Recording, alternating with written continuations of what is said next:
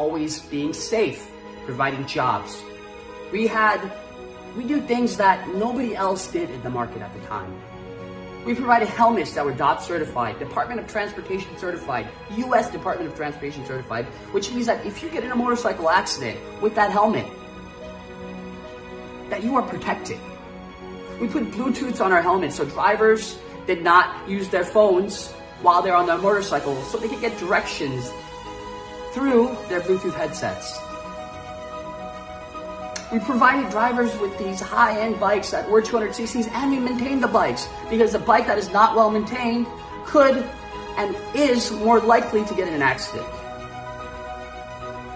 We trained our drivers extensively, and we monitored drivers through technology, as I said earlier, to understand which ones were the bad ones and eliminate them immediately. All this resulted in an accident rate that was well below 0.1%. Actually, since we relaunched in September 2019, we've had about 250 accidents, mostly minor, out of the 350,000 or so rides that we've given. I will tell you, our drivers are safe. I will tell you, we will show you the records to show our drivers are safe. And every day, our priority is not how much money we're earning, it's how do we make our service safer. You know, as an entrepreneur, I'm never gonna give up because that's the true attribute of an entrepreneur, never giving up. But this has definitely been a blow. Entrepreneurs are the ones that really change countries, that really change cities. They're the ones who bring the vision. They're the ones who bring the passion. They're the ones who bring people together to make amazing things happen.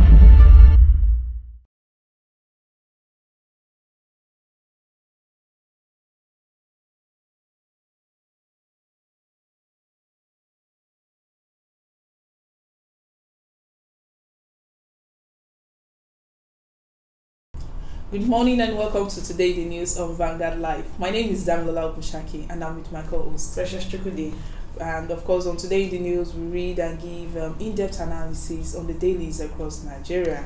And of course we'll be looking at some of the papers this morning. But first, Precious, how's your week been so far? We're living because we've just been seeing all the stories on the pages. And some very sad, very some sad of hope. So it's just what it is. Yeah, it's just what it is. Okay, so let's start with the front page of Vanguard newspaper. And of course here we have Magu gets bail as federal government suspends 12 EFCC directors. And the writer says he hasn't been brought before panel since last Thursday, says his lawyer.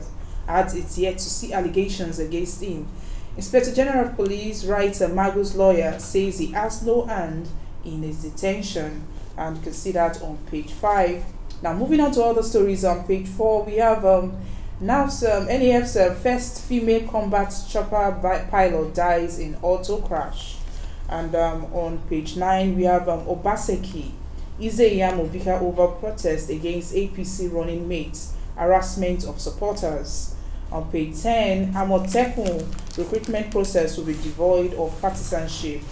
And on page 6, we have CBN 6 powers to freeze criminal accounts once credit tribunal.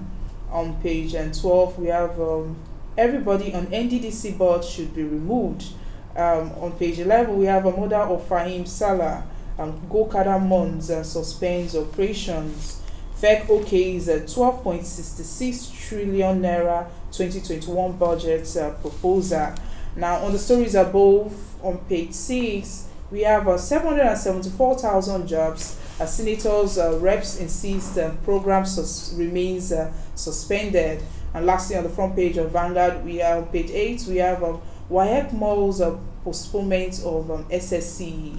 And from there, we'll move straight to this day newspaper. And on this day newspaper, we have major headlines. Magu Rights Panel demands copies of Malami. Others petition. The writer says media report prejudicial to proceedings. Regained freedom after 9 days in detention. Presidency suspended EFCC boss's invitation by panel in his best interest.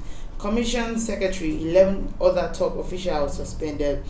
And also FEC proposes 12.66 trillion naira as a 2021 spending estimate. Targets 7.50 trillion naira revenue. OK's 2021 to 2023 MTEF. And we have Okonjo-Iweala unfolds plan to rejuvenate WTO. You can see more on that story on page 5 of this day newspaper. Stories above, we have Akpabio replies Nune denies alleged harassment, corruption. Also, OPEC insists on total compliance with oil production cuts. And from this day newspaper, we move straight to The Nation.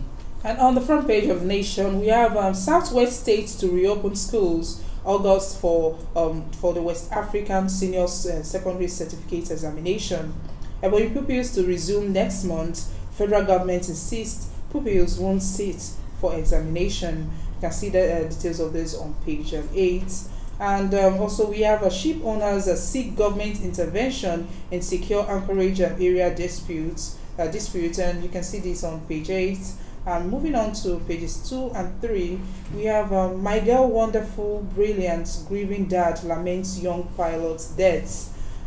Moving on to other stories on page 29, we have Appeal Court OK sack of Council Chairman that's Algon for Supreme Courts. And on page 25, we have Buhari anti-graft war must go on, says Freed Magu. 12 EFCC chiefs suspended. And on page 29, we have Martin replacing Ihalo at Sensua, and Kogo Kada CEO found dead in New York.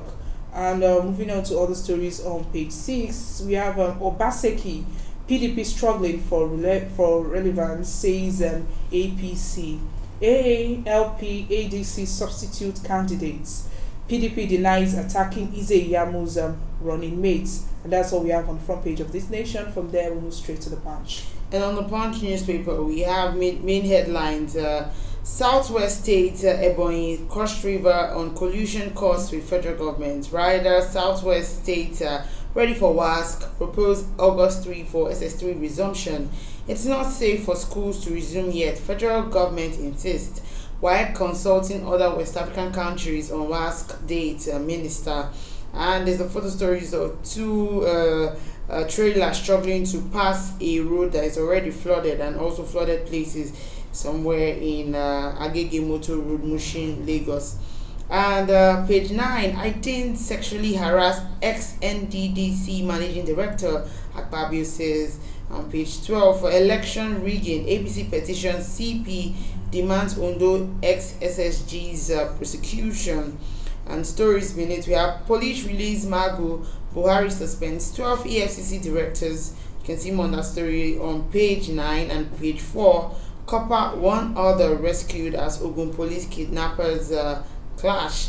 And on page 12, Wadume court admits Taraba policeman's confession as exhibit. Stories above, we have 774,000 jobs.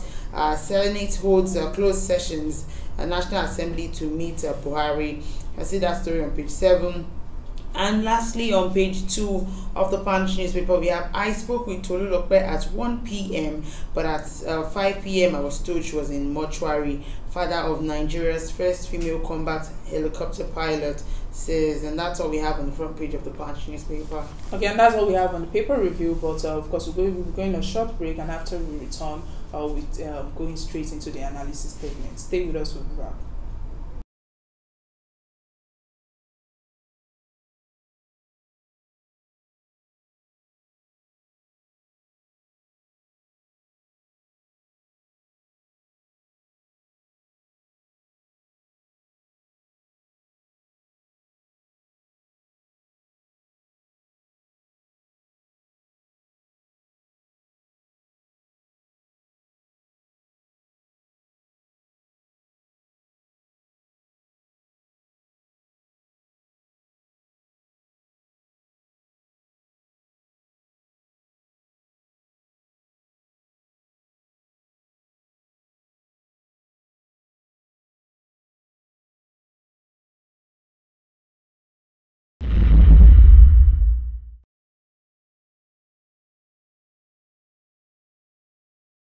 All right, welcome back. If you're just joining us, it's Today in the News on Vanguard Live.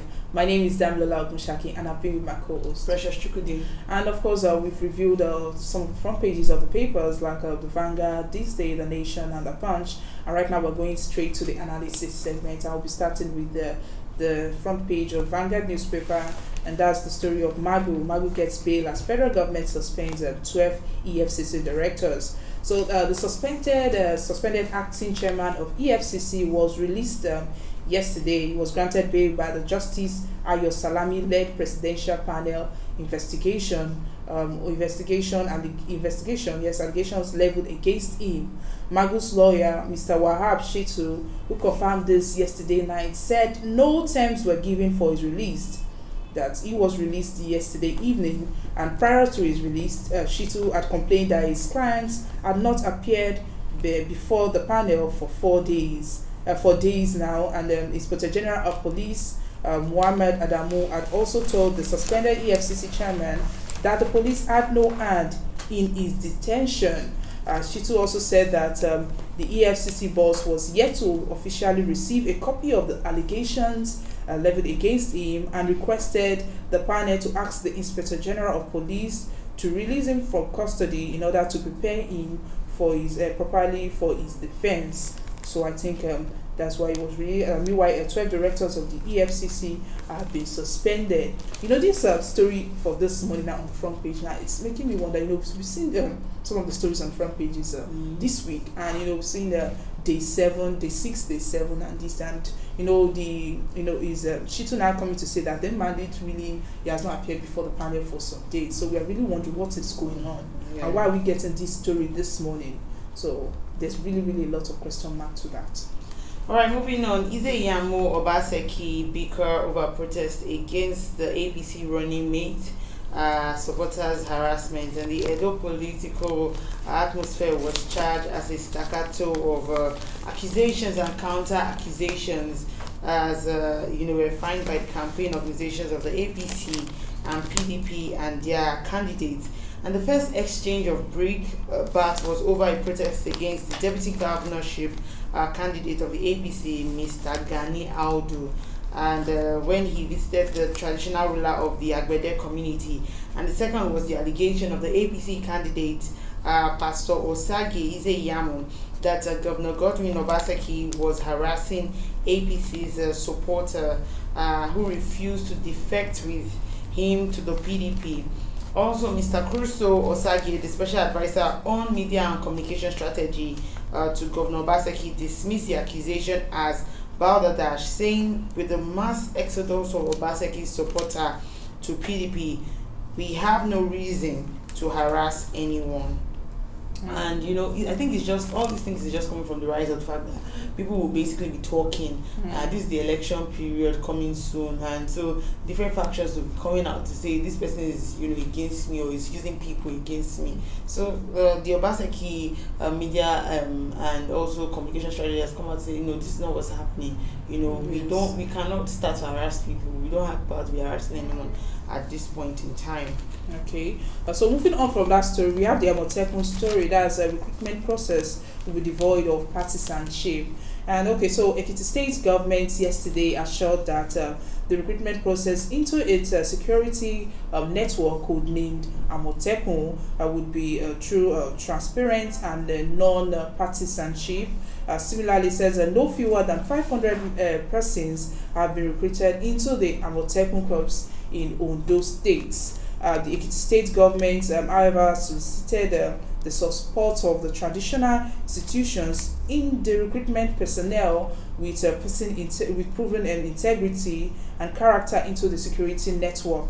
So, chairman of the governing board of the security outfits, Mr. Akin Aregbeshola, explained that the traditional rulers had critical roles to play in the selection of personnel that would serve in the outfits. A commander of the Amotekun Corps, that's Kolomolafe, explained that the board decided to go through the online application to guide against situations where fraudsters will capitalize on the process to swindle the not suspecting applicants among other factors also. So yeah, I think them going through this online process is actually a good thing, considering what we are also going through this coronavirus and all that. So it's also another thing that they need to consider, them going online and also saying that these fraudsters. But meanwhile, fraudsters are not just here. We also see them online. So saying that they are going to recruit them from online. But I think this will also provide some work and other things for people. So it's a good thing. This, we've been looking, a lot of places have been looking forward to this, and Motekun, seeing that it's a security outfit, and in Nigeria, security is something that we really that's very, very important to us. All right, moving on. WAEC moves postponement of SSCE, and the federal government has said that the West African Examination Council, WAEC, was consulting with different countries on the possibilities of shifting this year's West African Senior School Certificate Examination, known as WASC. And the federal government has also insisted that its decision not to reopen the school and not to participate in final examination for secondary school remains intact. And this is as the Federal Executive Council, FEC, has announced the approval of 136 million naira for the procurement of theatre seats and computers for University of Benin. And so this is a very good one, knowing that the federal government has basically put out some money for the University of Benin for their theatre, as well as also computer in the University of Benin. So it's a very good one. And also listening to them saying that they want to also talk to the the West African Council, that's West African Examination Council, to decide on how they are going to run the exam. Because really, when you think about it, I don't think that the students should lose this academic year. Mm-hmm. I just think that instead the exam should be moved to a later date when I think the reason why they don't want to move it to another date, this is West African exam, and they are supposed to be doing it the same time that other West African countries are doing it. Yeah. And so they are just most of them will tell you that once they do it in other countries and they don't do it in Nigeria, of course the questions will leak. So I think that's why Nigeria is just saying that if they can't do it together the same day that other West African countries are doing it, then so that's why they are saying that they will cancel this academic year. But we also need to look at the impact on the students themselves, the children themselves. Yeah, I realize that some of these children basically can't even. Some of them can't even recite their rhymes anymore. They can't. And some of them can't even, make some words that will be very convenient for them before, because of, staying at home. And some of them who do not have parents who can, assist them in their homeworks and everything, or even give them, something to read, or so it's affecting them at home. Like, for example, I think I saw something that surfaced online of where a child, the mom was asking, hey, read 1 to 100, and the child was saying 100, 200. I'm like, are you serious? Even though the other child, okay, give us the alphabet A to Z, and the child's like A, Z, B, Z, C, Z. I'm like, oh my God. It has really affected them. Even before they actually go for this exam, if they are really going to go for it, they really need to, they need to revise, and a lot of revision really needs to be done for these kids. So, do you have comments to take on the page? Okay, let me take some comments, and this is from, let's see. Okay, this is from Seleuza, says our president is indeed fighting corruption. Nigeria will hail thee. And this one is from, Nafisa, says my heart feelings goes to Labaran Ibrahim Magu. And this is from Chacha, saying students must make a struggle regarding to school resumption. We are calling the SUGs of different colleges and universities in Nigeria, the students at individual level and the SUGs in the federation at large, to make a struggle in social media such as internet, radio, TV, newspaper, etc. to call government to allow schools to be opened. Markets is the most crowded place, but it has been opened since. Some countries with high rates of the case were opened. Look at America has announced their schools resumption, and they have the high cases of COVID-19. No education, no improvement. Hashtag let's raise the flag. Share to all. Okay, this person is calling for schools to reopen. And this one is from This one is from Ayobas. It says, why was he released? Magu himself, when he was on seat, jailed then in the backyard cell for months and years. Okay, this one is from Lisbeth Onyekweri. It says, oh, what is sad news? May her soul rest in peace and the evil perpetrators no peace. I think she's talking about the that's the pilot, the first female pilot. And this is Lawale Samuel. I'll be surprised if Magu didn't return to his seat. Mr. President lacks the political will to do away with both Magu and Malami. Definitely, corruption and open relooting is going to be the only achievement this government will achieve as its next level. So this is from Destiny Gospel. Says, if Magu is being freed from detention, does that mean he wasn't guilty of his crimes? If that thief will be released, then I will see no reason why they should not release Olisa Metu as well. In the zoo, Nigeria, the criminals are being set free, while the innocent ones like IPOB are being jailed for no crime. How can a criminal be set free just like that, while unarmed civilians are being jailed for no crime? Is this not corruption? Okay, so this one is from Ibukun Ogushino. Says, good, he's innocent until proven guilty. I think that's all I can take for now. So just ensure you keep your comments clean so we can take those comments. You know, I saw one interesting comment there saying that US have said that the students should resume and all that. You know, US saying that they should resume and Nigeria should do the same thing. We have to look at our own conditions. We have to look at our own environment and look at the schools if they are really ready to open. There's one question I've been asking recently now, that are schools really ready to open correctly?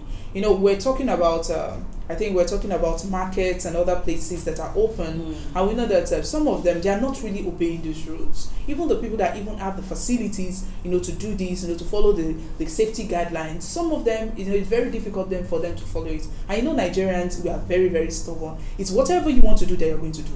Sure. So you have to look at it that for these students for them to resume, of course, you have to be sure that all schools will follow the safety guidelines, because these children, free spirits, nobody, I want to play with my friends, I want to do different things. It's very important. So we can't really put them and say, because US is opening, we also have to open our schools. Yeah. So okay, yeah. So moving on, the story, 774,000 jobs as senators, representative insist program remains suspended.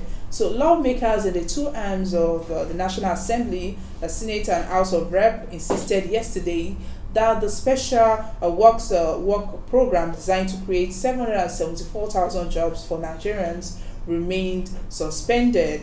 The lawmakers, who were visibly angry at President Muhammadu Buhari's directive to Festus Keyamo to go ahead with the program, warned that there will be consequences if the president failed to reverse his position. So the senators asked the Senate President Ahmed Lawan to meet the Senate President Ahmed Lawan to meet with the president yesterday or today to report back to them on Tuesday. According to information gathered, senators saw the directive of the president as a slap and asked the Senate President to remind President Muhammadu Buhari that the only way with both arms of the government could be on the same page was for him to respect a resolution of the Senate. Moving on, Fahim's death and Gokada Nigeria mourned suspend operation. It was a moody atmosphere at the Gokada office located at the 11 Tinubu Close in Lupeju, Onipan in Lagos. As staff gathered to mourn the gruesome murder of their boss, Fahim Saleh. Saleh was assassinated in the early hours of Wednesday in the United States of America by unknown persons. Saleh, the 3-year-old tech entrepreneur, was the CEO of Gokada, a motorcycle hailing company in Nigeria and Lagos. The late Bangladeshi American founder also invested in several transportation-related startups. And with the information surrounding his death, there are reports that his attacker followed him in the same elevator with him and attacked him on the elevator. In fact, it was when I read it yesterday, it was really sad. Like they used electric saw to cut his bodies up, dismembered his bodies, took out his head, his hands, his leg. You know, it was just, you know, I just sit and I'm thinking, and I'm like, what could this guy have done, you know, to warrant such kind of death? You know, why would you kill someone like that? And we're hoping that, you know, the right authorities will... I guess they were just trying to get rid of the evidence. That's why they had to just... But they left everything. But they left everything. I think what I read was that, you know, a family member came in that period. So it was like maybe when they were trying to clean everything up. But there are many factions to that story. One of the things that like the NYPD officer was saying was that they left the saw, the bag that was covering the electric saw in the room, and they wanted people that would come in to find the body and find what was used to kill him. That's what they wanted. It's really a very sad one. We hope that these people who did this would be caught. And you know, Gokada, I mean, when Gokada came out here in Nigeria, most Nigerians were really happy, especially in Lagos, because it was helpful, especially dealing with the third mainland traffic, and you stay on the road for a long time. During the December period, it was really useful because most people who wanted to keep up with their appointment would just hop on the bike immediately and then go. It's really helped. So it's just a sad death. May so rest in peace. And that of the chopper pilots, the female combat chopper pilots who died in an auto crash yesterday. May her soul rest in peace. Yeah. And so I think that's all we have. But before we go, of course, let's look at our Mr. and Mrs. Let's see what they are saying. The first person speaking today is Mrs. She says, I never thought you would like that part of beef. As they say, one man's meat is another man's poison. And Mr. replied, you are a married woman. That's your business what's your business with another man? Your job is to cook for me, for only one man, me. Okay, your job is to cook for only one man, me. Do you understand what you're saying? Another man's food is another man's poison. It's like, what's your own business with another man's food? Your own job is to cook for me, only me. Mr. It's always very funny. Yeah. You know, sometimes when you just see some front pages or you just watch some things, you know, just reading these people, they put a smile on your face every day. They're like the icing to the cake. Very, of course. And that's all we have for you. Don't forget that you can always like and follow us on our social media platforms that are showing on your screen, or visit our website www.vanguardangel.com to get more of our top stories, and also subscribe to our YouTube channel. Always forget that always remember that anytime we are, we're having a program here, you can always put your opinion in the comment section. Of course, that's what will make the program interactive. And of course, with that's bye from me, Dablola Ogushaki, and for my co-host, Precious Shukudi. Thank you for watching.